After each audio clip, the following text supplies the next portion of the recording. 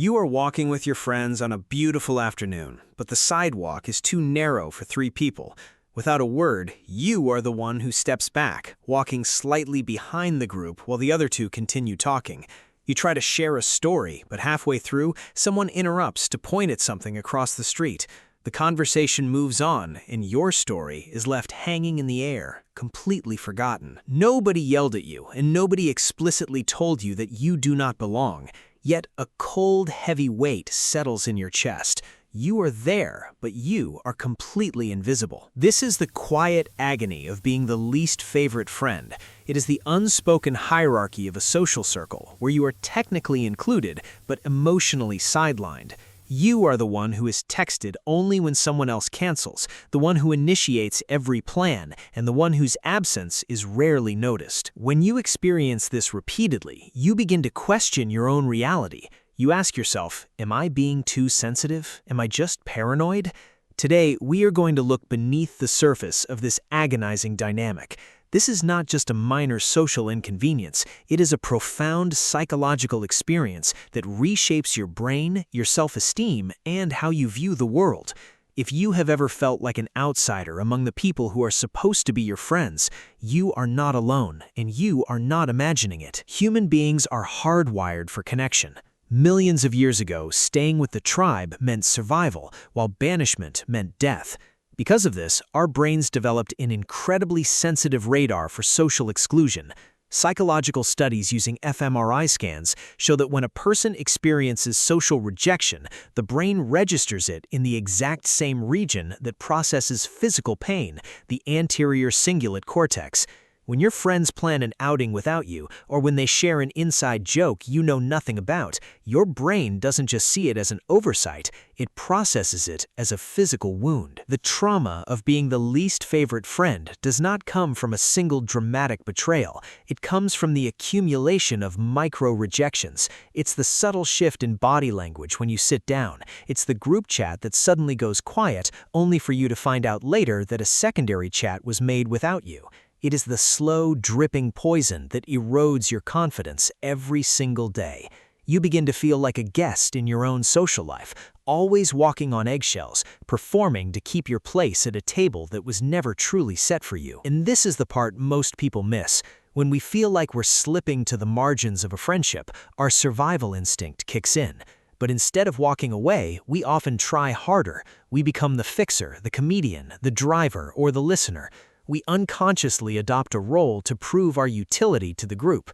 The strange thing is, this pattern often feels normal. You find yourself agreeing to plans that don't interest you, spending money you cannot afford, and laughing at jokes that hurt your feelings. You tell yourself, if I'm helpful enough, if I'm accommodating enough, they will finally see my value. In psychology, this is known as fawning, a trauma response where we appease others to avoid conflict or abandonment. But here's the bitter truth. You cannot negotiate someone into valuing you.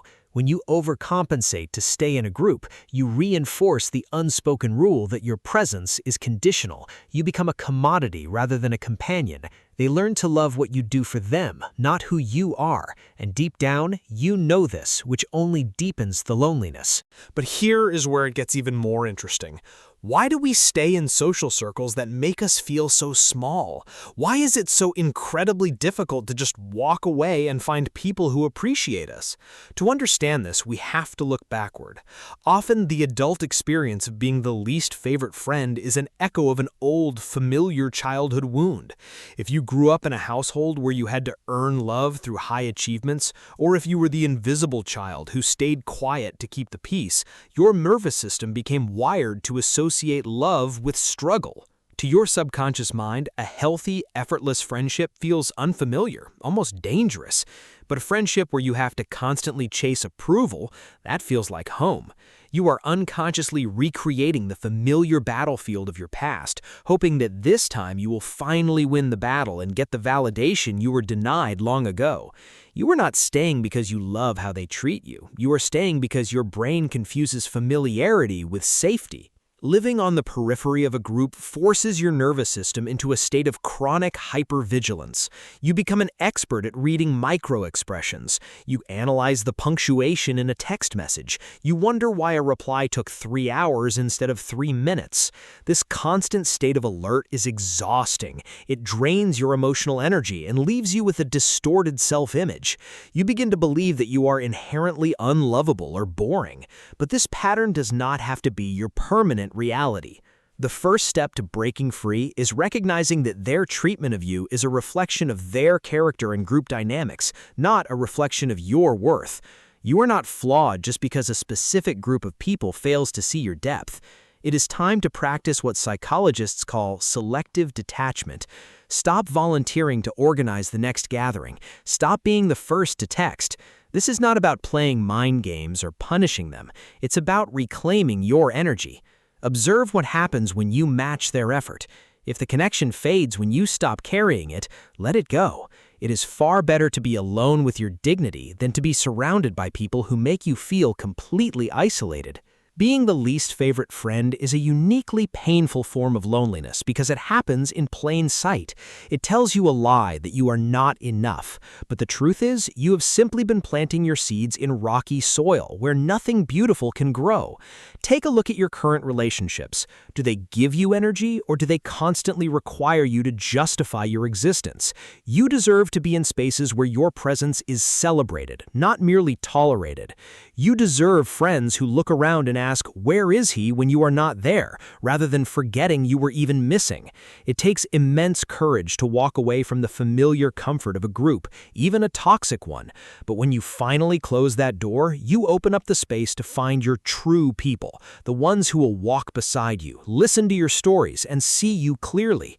If this story felt a little too familiar today, please share your thoughts in the comments below. Have you ever felt like the invisible friend? How did you handle it? Let us talk about it.